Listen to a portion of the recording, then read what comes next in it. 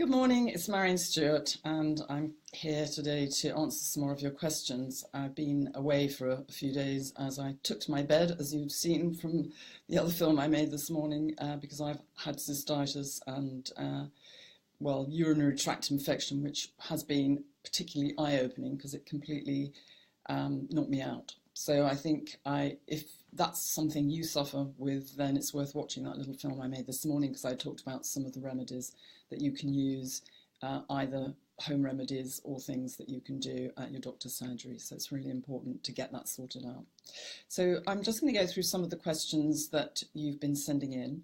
But before I do that, I'll just tell you a little bit about what's going on behind the scenes so that you know what's coming. So first of all, we have 3 new moderators coming to help with the group. Well, they've arrived, but they're being trained at the moment. So hopefully your posts will get processed much more quickly, because in the last few weeks, my daughter had her baby and then I got the cystitis and Easter came, and it's just really difficult for me to come and answer everybody's question.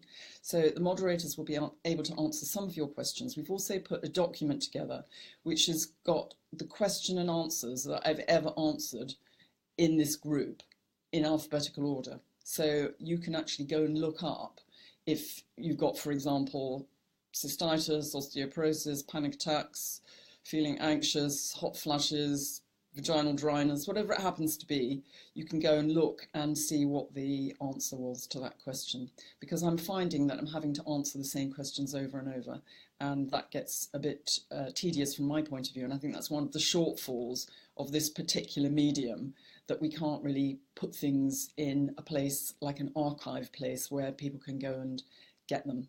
So I'm going to make sure that that document is in the files, and then you can go and have a look for it. But we're also setting up something else where you'll be able to search for certain things and then you'll be able to get them. And I think that's really important. And that goes with the challenge that I'm going to be offering, and I'll be talking more about that next week, because we're going to be starting that in the next week or so. And that will be 14 days of help and support.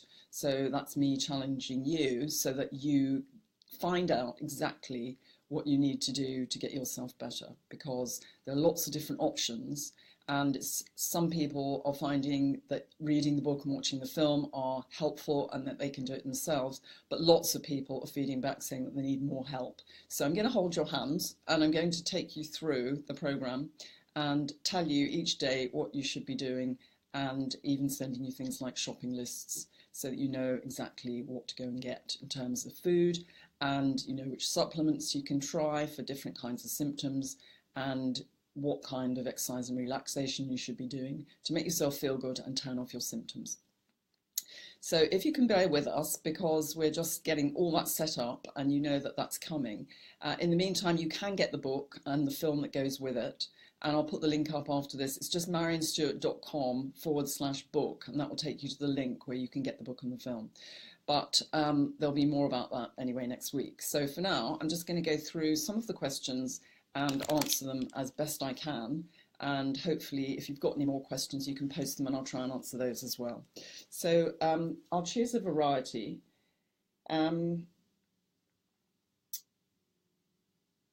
So Rachel Ridley says, "Hi everyone, I'm new on here. Really think I could be going through perimenopause, but would like to know about symptoms more. I'm 44 this year and think I could be too young."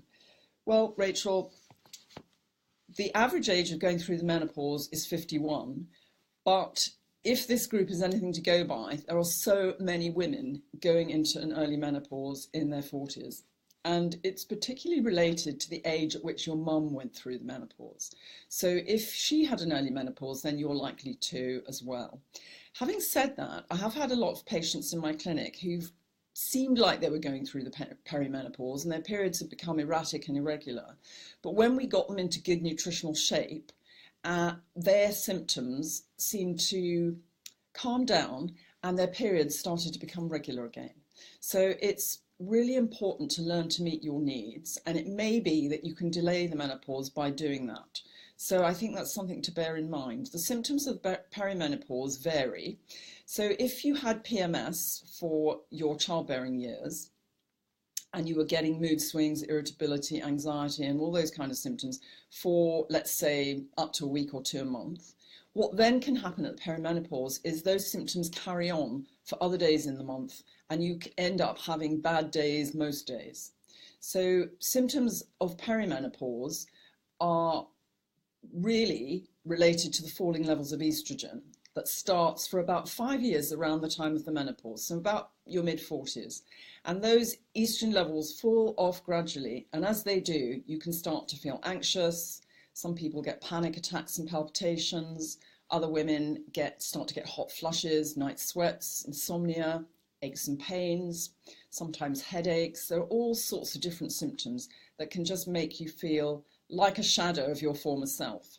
So it's really important. In the book, I've outlined exactly what the symptoms are, and I'm going to be talking about that in a couple of presentations, which I'm going to do in the group next week, where we look at exactly what the symptoms are and solutions for how you can overcome them. So you probably are perimenopausal, but what you then do about it, you can address those symptoms and get yourself into good shape. And by doing that, when you finally get to the menopause, you should sail through it without having major symptoms. So I hope that gives you a bit of hope and helps. So Judy Stinnett says, what has everyone used for hot flushes and night sweats that works? Thanks. Well, that's a very short question, but there's quite a long answer. First of all, hot flushes and night sweats, you just need to understand what they are. So 100 years or so ago, we weren't living much past 50. And so menopause didn't really matter.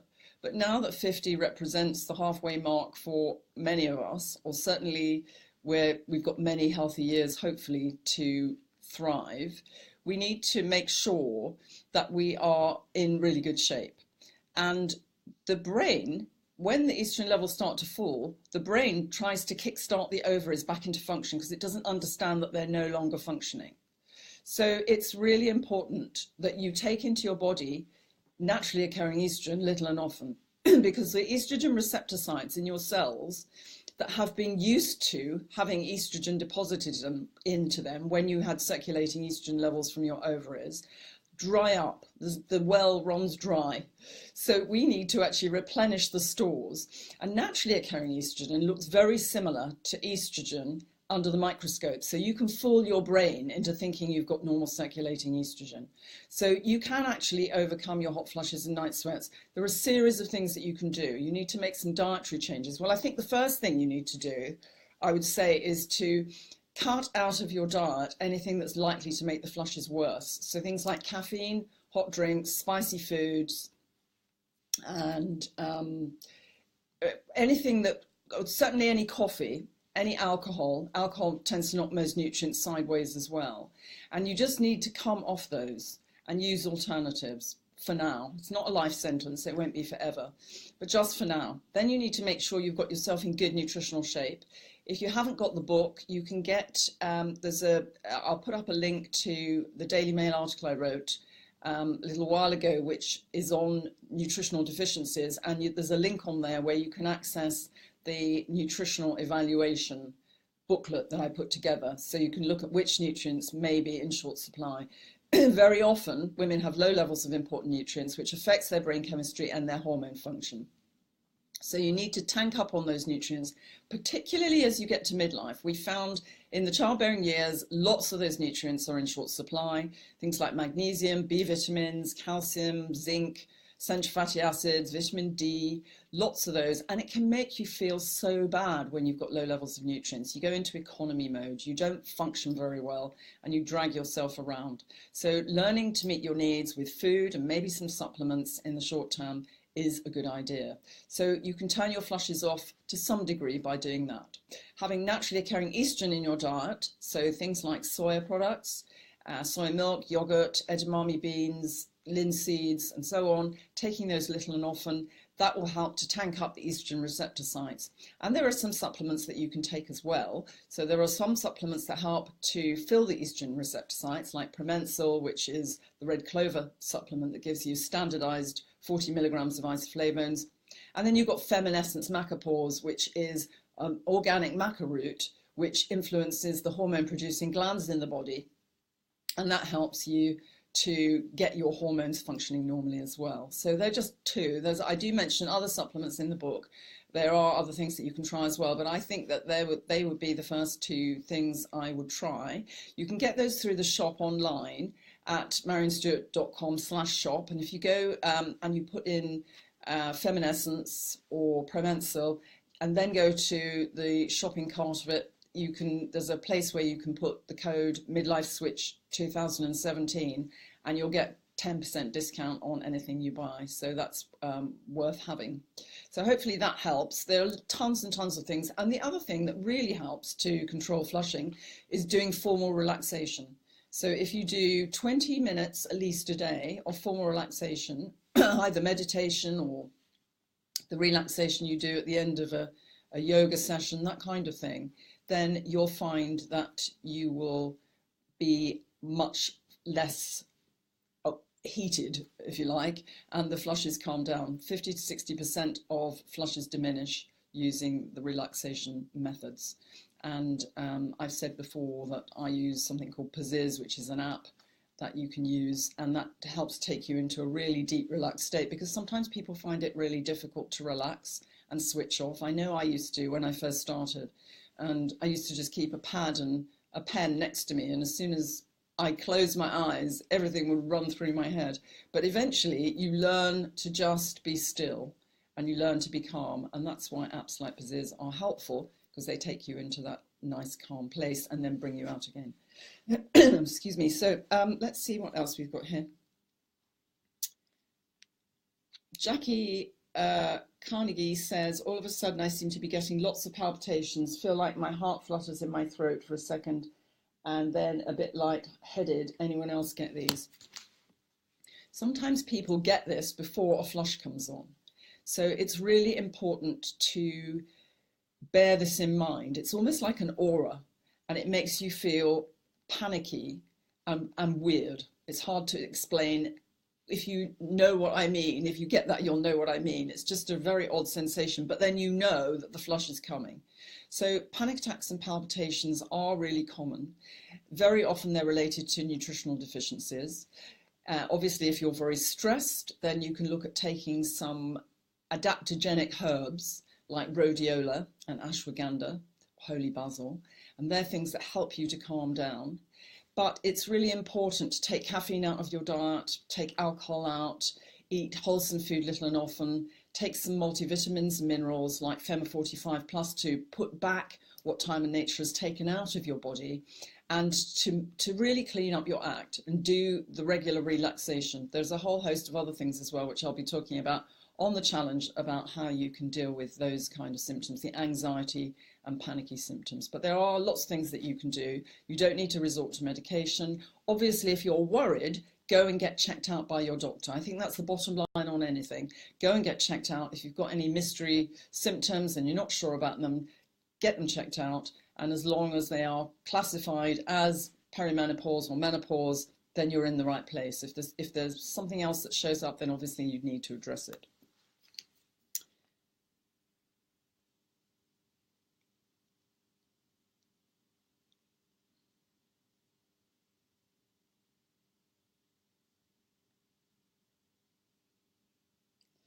So Mary McManus says, watching the menopause in me, how sad that we ladies put up and shut up. How dismissive of GPs to treat us in the way they do. I know this does not suit everyone, but I tell people that I'm in the menopause, especially in work. So for instance, everyone knows to email me or I will forget. On the whole, I think you're upfront people and supportive. I'm on a mission to get menopause out there. Wonder how things would be if men had it. Okay, Marie. Well, we've just finished analysing our survey on the hidden costs of menopause, and we looked particularly at how menopause affects productivity and how people are in the workplace and how much time they take off at work, because you're quite right. Women are just being shortchanged. They're not getting proper help from their GP surgeries, mainly because the GP surgery is busy and the GPs are not really trained about anything other than HRT or antidepressants or other drugs. And those things are at best a band-aid solution, and they're certainly not a long-term solution. So we need much more help. And one of the things that we're going to be doing this coming week is placing the survey in the media, so that we're going to be launching it and raising awareness about the plight of women. So if there's anything you can do in the workplace, if there's any, once we've launched the results of the survey, I will be sharing those with you next week. So you can actually perhaps send a copy of the report to your HR at work department, and maybe there will be some room for improvement there. Maybe you can help to organise that. And certainly I'd be very happy to do a question and answer session for your community at work if that would help. But I'd certainly, if you want to get in touch with me, I'm really happy. Like you, I really think it's time we got it out there and women get a much better deal. They get armed with knowledge that they need at this life stage, not just to get their symptoms under control, but also to get their bones and their heart and their memory in good shape so that they sustain the journey. Because there's no point living for all these extra years if you're going to be crippled with osteoporosis, heart disease and dementia. We need to actually keep ourselves in the driving seat, and you need some knowledge in order to do that. So I will definitely drink to that, and I think it's really important that you've raised that fact.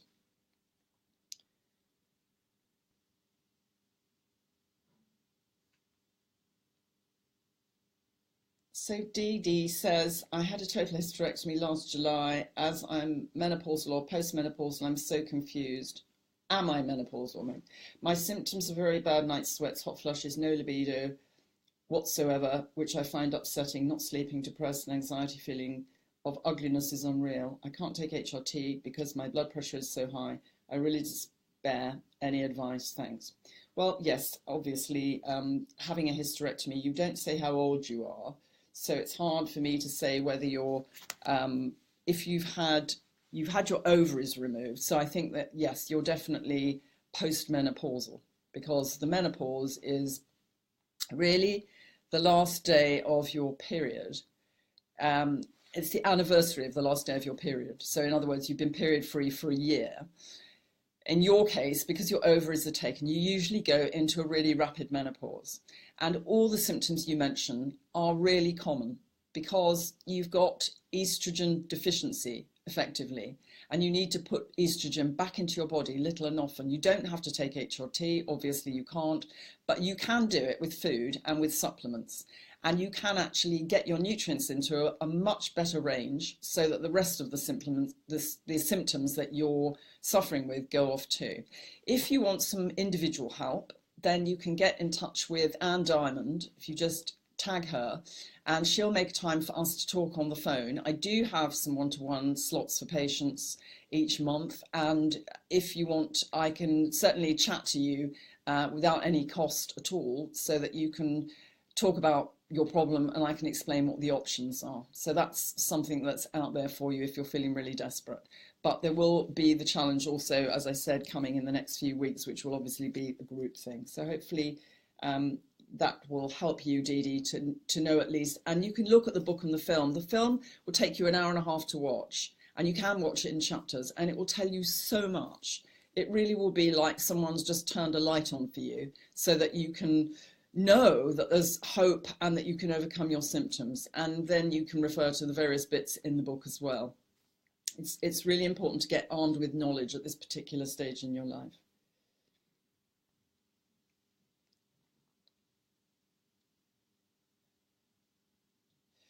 Lee Clark says, Marion, the more research I do to establish whether alternatives to HRT work, frankly, the more confused I feel. The arguments in favour of soya and natural food alternatives do also have some medical trials which have found they are not effective in dealing with menopause. My GP does not want me to have HRT for medical reasons, and although gabapentin is warding off my awful night sweats, it has side effects. So I've been looking for dietary alternatives. I do take prescription multivitamin and separate vitamin D, but I feel I need one-to-one help to create a diet that suits my digestive problems. It seems as if, though the big HRT trials were conducted on much older women, and HRT should in fact be suitable for younger women, so I have no idea what to do now. Well, actually, I think I may have answered this question already, but I'll answer it again because so many people are in that position, being confused. And it is confusing, I have to say, even for a health practitioner. There is so much information out there and so much conflicting information out there, which is why I set up this group in the first place, because not all research is equal and there are vested interests out there. So, for example, there has been loads and loads and loads of research on soy, and I've got the research and the references in the back of my book. Some of the research was published as this year, and there have been some amazing reviews. And if you think about it, Asian communities that consume a traditional Asian diet have half the incidence of diseases that are related to estrogen, like estrogen-related cancers, osteoporosis, heart disease, and so on. And they didn't even have a term for menopause before they started having Western diet. So, however, there are industries like the dairy industry, obviously, that if everyone started consuming soy milk instead of dairy, they would stand to lose. So you have to think about the different kinds of agendas that people have. Having said that, I don't think there's any one thing that works for everybody. And so you have to do a combination of things. And I think that's where a lot of people fall down. They read something and they think, I'll take that supplement, or I'll try to do this to my diet, or I'll do some relaxation and everything will be fine. Well, in my experience, it's not fine at all. And what tends to happen with my patients is when I write the program for them, I get them started, and then I'm forever tweaking that program as we go along, because different things happen to them. Sometimes the symptoms control quite quickly and they're fine. Other times the symptoms control, or it looks like they're controlled, and then something happens and some of the symptoms come back. So we need more tools. So in the book and the film, I talk about lots and lots of different tools. And it's really up to you to choose, if you're going to manage by yourself, to choose which tools you think are best suited to you, but try multiple tools together. So you need to be doing things to your diet, multiple things to your diet. You need to be taking some supplements, probably more than one. You need to be doing some relaxation every day and doing some regular exercise to release those endorphins which make you feel good. So lots of things that you can do. Everything in my book, everything I do on my program is based on published medical research. And I've got all the references to them in the back of the book. So it's really important to engage with the research and just ask any questions you have as we go along. So hopefully that helps too. So now I'm going to go I think I got to where I was before. So if I go to the posts that are waiting to be answered, and see what everyone is saying here. So Linda Murphy says, does anyone suffer from headaches and nausea? I'm 51 and just recently been experiencing these symptoms. Headaches can last for days, fuzzy head and fatigue as well. Well, I would say a few things to you. First of all, have you been checked out by your doctor? Because obviously when you get regular headaches, it's very important to make sure there's nothing else going on. So that's the first thing I would suggest. Secondly, has anything really changed, apart from the fact that you've hit the average age of menopause when lots of things happen in your body? So I would suggest that you take you can try feverfew to help to control the headaches. You can drink and eat ginger. You can cut root ginger up and put it in hot water with some maybe black red bush tea, which has got a mild antispasmodic effect. And you can also try the little migra strips that you can put on your forehead. So that may help.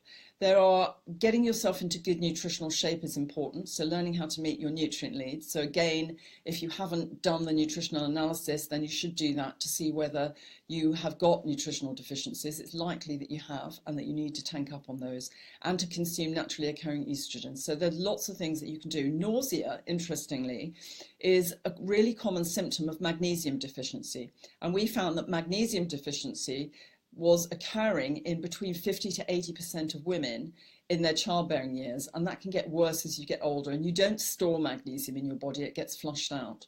So it's really important, as I've said, to learn to meet your needs. Try all that. If you don't have any success with that, then probably you need some personal help, but do go and get checked out by your doctor. So Jackie Bain says, anyone being prescribed fluoxetine for hot flushes? Well, fluoxetine is an antidepressant, and I know that lots of women are given that by their doctors, but it's not really anything I would recommend. I mean, why would you want to take antidepressants for hot flushes? It's just a band-aid approach, and obviously there are side effects to taking that kind of prescription medication. You're much, much better off to focus on getting yourself into good shape.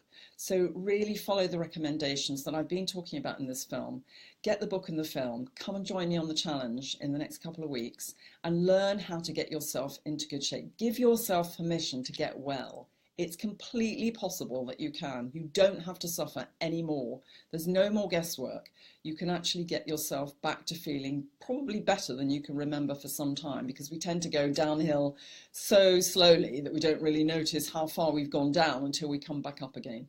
So please, please bear that in mind. Angela Mary says, I'm feeling down. What causes this? I live with my boyfriend, but I don't know if I can do it any longer. I'm almost 47, he's 43. I don't know. I miss my grandbabies and family. I just feel like packing my bags and leaving. I feel like I've changed. It's an uneasy feeling. Then I feel guilty on top.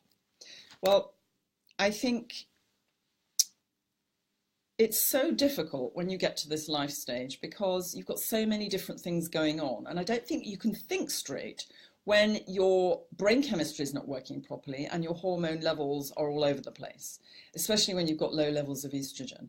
And I think it's a really, really bad time to make decisions when you are not feeling well. So what I tend to do with my patients is tell them to give themselves 3 months to actually fill up again. It's like a refuel program, like a 5,000-mile service. So they get themselves into better shape and then they're thinking more clearly, and they can decide what to do. I think if you've got a good relationship with someone, it's really hard to walk away from it. And if you're feeling irrational and moody, obviously that's going to be damaging to your relationship. And in our survey, we found that well over 50% of women feel that way. So again, it's really important to get yourself into good shape so that you can be you again, and you can actually enjoy your relationships as well as your grandchildren. You can have it all. It is possible, but you need to learn to meet your needs. So hopefully that helps you too, Angela. Debbie says, I'd like some ideas, please. Feeling really low. I'm on antidepressants and don't really want to up the dose. Is there anything natural that has helped anyone else? I'm going through menopause and take vitamin D, K2 and magnesium. Okay, Debbie, while you're taking antidepressants, you can't take the herbs that are aimed at helping with depression. So for example, St. John's wort has been through clinical trials. It's a herb that is more widely prescribed in Germany by doctors for depression than antidepressants. But you can't take that in conjunction with antidepressants, so you'd have to wean off those first. But what you can do, we did a study in a psychiatric daycare centre quite some years ago in Hove, near Brighton, and we looked at all the patients had been either diagnosed with anxiety or depression, and we measured their nutrient levels before and after the study, and we gave them lots of good nutrients. They had lots of good food, they had some supplements, they did some exercise, and by the end of the study, all of their symptoms, the anxiety and depression, were under control, and they no longer felt like mental patients. They just felt normal again. So what tends to happen is when you've got low levels of nutrients, it just affects your brain chemistry so that you start to see things in a very dull way. It's like a really dull cloud hanging over you. When you get yourself back into good nutritional shape, the clouds disappear and the sunshine comes out, and that's the difference. So you just need to have some faith in the fact that there is a solution. You don't need to worry about the fact that this is your lot for the rest of your life and it's going to go downhill from here, because you can take the reins and you can get yourself back into really good shape again. And that is my mission, and that's what the challenge is going to be all about in the next few weeks. So hopefully and if you go back and if you if you've been listening to the rest of this film, I've given out some advice about different things that you can do, about making dietary changes, the different kinds of things that you can do to add naturally occurring estrogen into your diet, the exercise. It doesn't have to be marathon kind of exercise. You can just do some dancing to music, sing along, do anything to make yourself feel better. And you really, many of us don't treat ourselves with any sense of priority because we've got so many other things going on in our lives. But this is a time in your life where you need to. You've got to put yourself at the top of the pile so that you actually focus on getting yourself well again, because then you're going to be useful and supportive to everybody else in your family. You'll be a sexy partner again. You'll get your self-esteem back, your sense of humor, your energy, and you'll be able to work well. I think that's important. Excuse me. Quite a few of you are talking about having sore nipples. You are, Becky, and I've seen that somewhere else as well.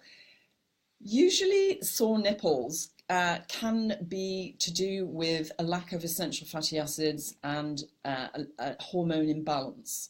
So I would suggest that you take some Ephamol, which is evening primrose oil, and maybe to take it with marine fish oil.